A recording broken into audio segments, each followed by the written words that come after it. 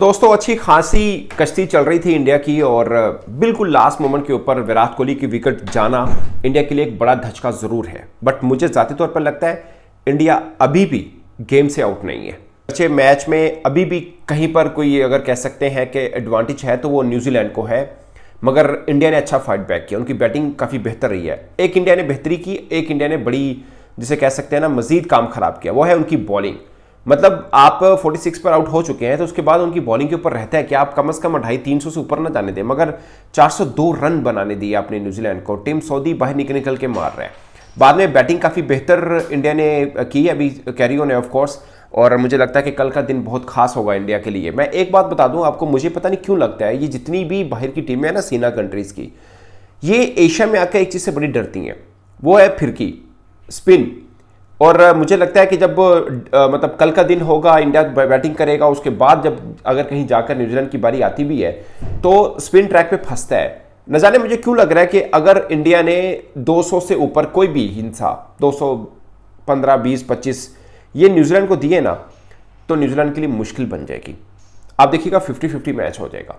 I don't know इतना दे पाते नहीं दे पाते, बट अगर दे पाते यानी टारगेट 200 प्लस का दे दिया तो न्यूजीलैंड के लिए मुश्किल पड़ जाएगी। और आप हैरान होंगे कि इंडिया जो पहली इनिंग में 46 ऑल आउट हुआ वो न्यूजीलैंड को फंसा रहा है, ये आपको शक्ल नजर आएगी। बट उसके लिए इंडिया को बड़ी ज़बरदस्त अभी मोहतात बैटिंग और करनी है। एडवांटेज न्यूजीलैंड के पास ही है, क्योंकि छोटी सी भी गलती इंडिया को महंगी पड़ सकती। जैसे जायसवाल खेले, अगरचे रोहित शर्मा को बॉल अच्छा पड़ गया, मगर जायसवाल को निकल के मारने की क्या ज़रूरत थी, मुझे समझ नहीं आई। मतलब बड़ा पक्का प्लेयर है वो, बट बीच में आपको शॉट कहीं ना कहीं मारनी पड़ जाती है। But I don't think so कि अभी सिचुएशन वो जो गौतम गंभीर ने कहा ना कि हम एक दिन में 400 भी कर सकते हैं, हम 2 दिन बैटिंग भी कर सकते हैं, तो दूसरी बात के ऊपर रहकर बैटिंग करनी है अब इंडिया को। और जो कमाल खेला है यार सरफराज खान, क्या बंदा है। मतलब अंडर प्रेशर इतनी तेज स्ट्राइक रेट के साथ बैटिंग कर रहा है। मैं उसका फर्स्ट क्लास दोबारा देखा, वैसे उसके टेस्ट मैचेस में 350 है, अभी चौथा मैच वो खेल रहा है बंदा 350 से, वैसे 2-0 भी है, बट खैर वो जिस तरह खेलता है, मैं हमेशा कहता हूँ जो बंदा जैसे खेलता है ना उसके स्टाइल के साथ आप फेलियर भी एक्सेप्ट किया करें, खाली कामयाबी मत मनाया करें, फेलियर भी एक्सेप्ट। जो खेलता ही ऐसे है, देखे ना पहली इनिंग में किस तरह शॉट मार के आउट हुआ और अंडर प्रेशर खेला, ज़बरदस्त खेला, लगा कोई मंझा हुआ प्लेयर खेल रहा है। 69 की फर्स्ट क्लास एवरेज है उस बंदे की, 69 की, 16 में 100 है उसके। स्ट्राइक रेट वहाँ पे भी 75 का है, 301 उनका हाईएस्ट है। मतलब फर्स्ट क्लास एक डेकोरेटेड उनका रिकॉर्ड है सरफराज खान का, इसलिए उनका नाम बहुत चलता है कि यार उस बंदे को चांस बीच में से ड्रॉप कर देते हैं फिर ले आते हैं। बट मतलब ही डिजर्व्स एप्रिसिएशन, शानदार खेला है वो। और विराट कोहली ने भी, अच्छा मुझे एक चीज़ की समझ नहीं आई, मुझे कोई प्लीज़ पे हेल्प आउट करे, किस बुनियाद के ऊपर लोग विराट कोहली के ऊपर बात कर रहे हैं कि यार शुक्र है उसकी 50 हुई। मुझे एक चीज़ तो बता दे, 7वीं इनिंग के बाद उनकी 50 आई है टेस्ट में, ठीक है 6-7, उसमें से बीच में एक 40 प्लस भी है। उससे पहले उन्होंने सेंचुरियन में 70 प्लस रन किए, और फिर उससे पिछली टेस्ट सीरीज में यानी उसके 2 टेस्ट मैच पहले वो 100 कर रहे हैं, उसके पीछे और 2 टेस्ट मैच में इंग्लैंड के खिलाफ अहमदाबाद में उस बंदे ने 100 किया। आप उसकी किस बुनियाद के ऊपर कह रहे हैं कि यार शुक्र है उसकी 50 भी आ गई। मैं नहीं समझाऊं। अब ये कह सकते हैं कि अभी जो T20 वर्ल्ड कप हुआ, ओवरऑल मैचेस की हम बात करें तो T20 वर्ल्ड कप हुआ, उसके 5 मैचेस के बाद फिर उसने 50 कर दी है। आपको चाहिए हर मैच में विराट कोहली की 50, तो ऐसा तो नहीं होता भाई, मतलब इतना आसान नहीं होता। 7 इनिंग की बात कह सकते हैं, 7 इनिंग में फेलियर हुआ है विराट कोहली का, 0 भी उनके बहुत बार हो चुके हैं कि वो आउट हुआ है, खासकर 2024 टेस्ट क्रिकेट के लिए उनका ज़्यादा शानदार नहीं रहा। मगर 7 इनिंग्स को लेकर आप इतना बवाल मचाया हुआ कि यार 7 इनिंग के बाद उस बंदे के मतलब उसने 50 की है। अच्छा सरफराज की मैं शायद एक चीज़ गलत करूँ, 1500 है डोमेस्टिक में, बट अगेन 69 की एवरेज है उस बंदे की और शानदार एवरेज है। मुझे लगता है कि स्लो एंड स्टडी इंडिया को लेके चलना है, इसको लेके जाना है, मतलब बारी को आगे बढ़ाना है। और कहीं पर भी कोई 225-30 वाला टारगेट होगा, यही पिच जो आपको बैटिंग लग रही है, सीधा लग रही है, ये डिफरेंट लगेगी आपको। डे ऐड होगा उसके ऊपर, मजीद अभी इंडिया की बैटिंग करनी है तो पिच की हालत थोड़ी बिगड़ेगी। और मैं यकीन माने एक चीज़ मैं मान रहा हूँ कि यार न्यूजीलैंड ने पहली इनिंग में बैटिंग बड़ी ज़बरदस्त की है। मैं नहीं मान रहा था, मैंने कहा 46 पर आउट किया ना, इंडिया 300 से ऊपर नहीं करने देगा, मगर 402 कर गया न्यूजीलैंड।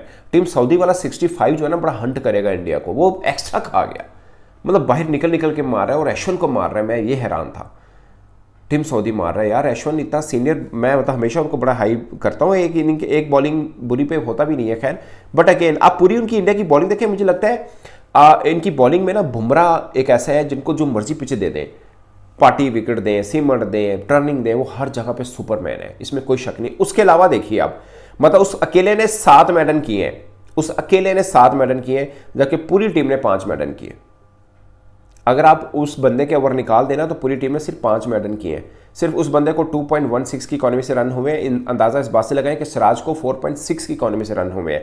5.8 ऑलमोस्ट 6 की इकॉनमी बनती है, जिस पर अश्विन को रन हुए हैं। 5.35 कुलदीप यादव, मेरा वाइट बॉल का फेवरेट बॉलर, इसको मतलब 5.35 की इकॉनमी से रन हुए हैं। जडेजा ने अच्छी बॉलिंग की, उसको 3.6 की हुई, इसको भी 3 विकेट्स मिली। अश्विन को 1 मिली। खैर अश्विन दूसरी इनिंग में सेटल भी कर सकता है, वो हर तरह की कैपेसिटी रखता है। बट आई गेस के टीम सऊदी का 73 बॉलों पे 65 रन हंट करेगा इंडिया को, 4 छक्के मार गया ये बंदा। मतलब ये आपको एक्स्ट्रा ही पड़ गया इंडिया को, ये एम ही पड़ गया। मतलब 65 रन लेस करें, चलो 10 की ऐड कर लो, 50 रन लेस कर लो, 50 रन लेस करें तो सिचुएशन डिफरेंट हो सकती थी। 350 तक आउट कर लेते तो। बट अभी भी मतलब आप बाहर नहीं है गेम में, India is very much in. और जो मैं कल जब 46 के ऊपर सब बवाल मचा हुआ था, मैंने उससे भी कहा था, टेस्ट क्रिकेट की खूबी है, you always have a chance. India के पास 2 चांस, एक वो कि बॉलिंग करके उनको जल्दी आउट कर लेते, दूसरा अब जो बैटिंग कर रहे हैं इसको लिंगर ऑन करें, लंबा खींचे, 200 प्लस का टारगेट रखे न्यूजीलैंड में। ये जो पिच आपको सीधी लग रही है बड़ी उल्टी होगी। अब देखिएगा चौथा 5वां दिन होगा ना, चौथे का आखिरी डे, आखिरी सेशन और 5वें का शुरुआती, देखिएगा बहुत टफ रहेगा।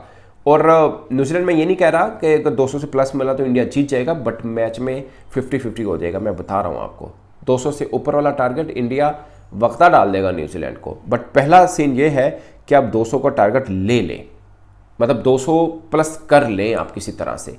बहुत हैवी उन्होंने मार्जिन रखा न्यूजीलैंड ने। और मैं अगेन ये बात करता हूँ कि टेस्ट क्रिकेट में ऐसा 46 पर आउट होने पर हिम्मत हारने वाला जॉस नहीं बनता।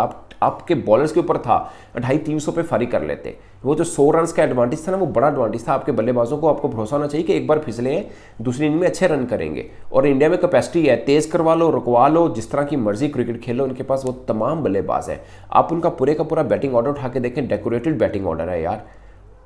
मतलब केएल राहुल है एक उनके जो थोड़ी आउट ऑफ फॉर्म टाइप दिख रहे हैं, बट आई गेस के मतलब ऐसी सिचुएशन के अंदर अंडर प्रेशर वो बंदा खेलने की कैपेसिटी रखता है और उसको ये है कि रोक के अच्छा खेलना आता है। ऐसा नहीं है कि वो बिल्कुल ही। फिर अश्विन भी बैटिंग ठीक ठाक कर लेता है, रविंद्र जडेजा है, मतलब एक पूरी की पूरी लड़ी उनके पास पड़ी हुई है बैटिंग के। घबराने वाली कोई सीन उस तरह का है नहीं है। ऋषभ पंत, मतलब पूरी की पूरी बैटिंग है और ये कोई मुश्किल नहीं है उनके लिए कि मजीद वो 350 रन और कर लें।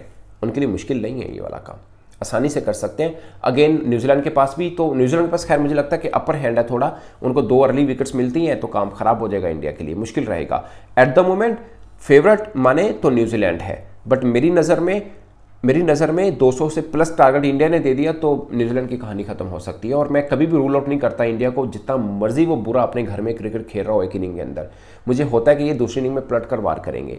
एक चीज़ जो मेरी एक्सपेक्टेशन से ज़्यादा होगी वो है न्यूजीलैंड के फर्स्ट इनिंग में रन। मैं सोच रहा था 250-300 से ऊपर नहीं करने देगा इंडिया, 402 करके गया। वो मुझे लगता है कि शायद इंडिया को हंट करे और इंडिया को थोड़ा वहाँ पर ढूंढना चाहिए था।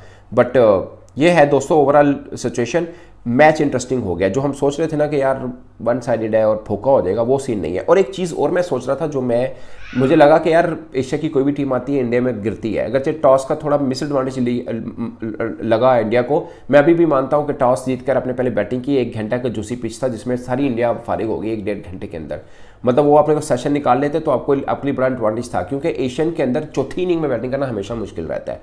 वो आप 200-250 रन पे भी फंसा लेते हैं। जैसे इंग्लैंड का है, हमारे साथ खेले हैं, इंग्लैंड का रिकॉर्ड है एशिया के अंदर 250 से ऊपर रन कभी चेज नहीं किए उन्होंने। पता नहीं कितने बरस हो गए 250 से ऊपर रन नहीं चेज उनसे हुए एशिया की कंडीशन में। तो जितनी भी गोरी टीमें फंसती हैं, हालांकि उनकी बैटिंग न्यूजीलैंड से कहीं तगड़ी है इंग्लैंड की, वो फंसते हैं हमेशा। अभी इनके पास केन विलियमसन भी नहीं जो अंडर प्रेशर अच्छा खेलता है, तो रूल आउट नहीं है इंडिया। मेरी नज़र में बिल्कुल रूल आउट नहीं है, बट इनको अपनी दूसरी इनिंग मजीद कितनी बेहतर खेलनी है वो देखना है। अब ये ना हो कि कोलैप्स हो, कल आती कोलैप्स हो गया। अगर ऐसा हो गया तो फिर तो मैच न्यूजीलैंड के हाथ में है। At the moment New Zealand favourite, but India is not out of the game. आप अपनी राय कमेंट बॉक्स में जरूर बताइएगा दोस्तों। मेरी तरफ से इतना ही, इजाजत दीजिए, अल्लाह हाफिज़।